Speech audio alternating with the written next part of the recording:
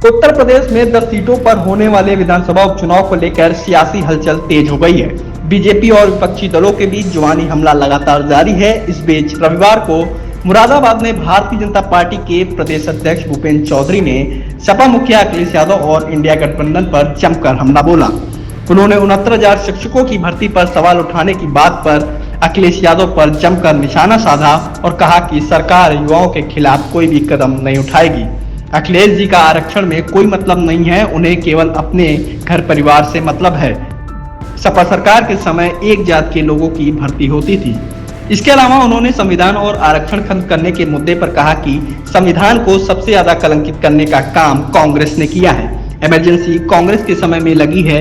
सपा और अखिलेश यादव आज उन्हीं के साथ खड़े हैं। इन लोगों का नेगेटिव एजेंडा है। वहीं उन्होंने अतीक अहमद एनकाउंटर करने वाली टीम को अवार्ड मिलने पर सपा सांसद रुचि वीरा को काला दिवस कहने पर भी करारा पलटवार किया। माननीय न्यायालय ने जो आदेश किया है 69,000 शिक्षक भर्ती को विषय को लेकर, विभाग उसका अध्ययन कर रहा है और हमारी सरकार किसी भी युवाओं के खिलाफ या उनके भविष्य के लिए कोई भी ऐसा कदम नहीं उठाएगी जिसमें उनके साथ अन्याय हो। हम संकल्पित हैं, जो विधि सम्मत व्यवस्था है, जो आरक्षण के नियमों में व्यवस्था है, जो हमारे संविधान में प्रदत्त व्यवस्था है, उसी के आधार पर हमारी सरकार आगे बढ़ेगी।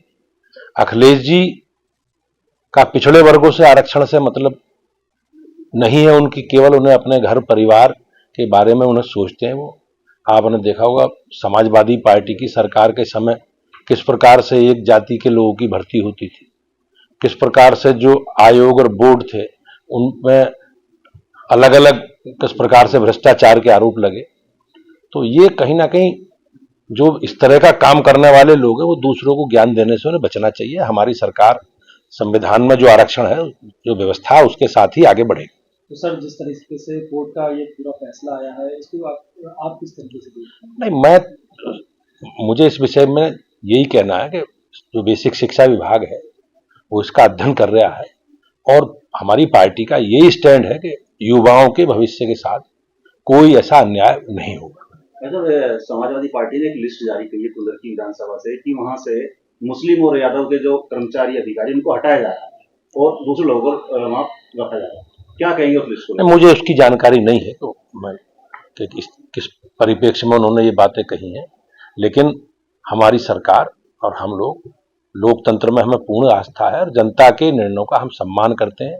समाजवादी पार्टी किस प्रकार से लोकतंत्र को कलंकित करके चुनाव वो जीतते रहे हैं वो अनुभव उनका है, लेकिन हम लोग हमेशा जनता में अपने काम को लेकर, अपने कामकाज को और अपने कार्यकर्ताओं के आधार पर हम लोग चुनाव लड़ते हैं। अध्यक्ष जी, यूपी के अंदर 10 सीटों पर चुनाव होने की तैयारियां किस तरीके से? नहीं, पार्टी की दृष्टि से हम लोगों ने अपना संगठन का जो हमारा स्ट्रक्चर है उसको हम लोगों ने दुरुस्त कर लिया है और जैसे भी आचार संहिता लगेगी हम लोग प्रत्याशी चयन की प्रक्रिया को पूरा करेंगे और पूरी ताकत के साथ, मजबूती के साथ हम लोग चुनाव लड़ेंगे। अध्यक्ष जी, बसपा भी इस बार जो है चुनावी मैदान में निश्चित रूप से बहुजन समाज पार्टी प्रदेश का एक बड़ी राजनीतिक पार्टी है और बहन जी के नेतृत्व में कई बार उन्होंने उत्तर प्रदेश में सरकार चलाई है, तो निश्चित रूप से सबको अपना लोकतंत्र में अपने जनता के बीच में जाना, अपने एजेंडे को जनता के बीच में रखने का अधिकार है। एक सवाल और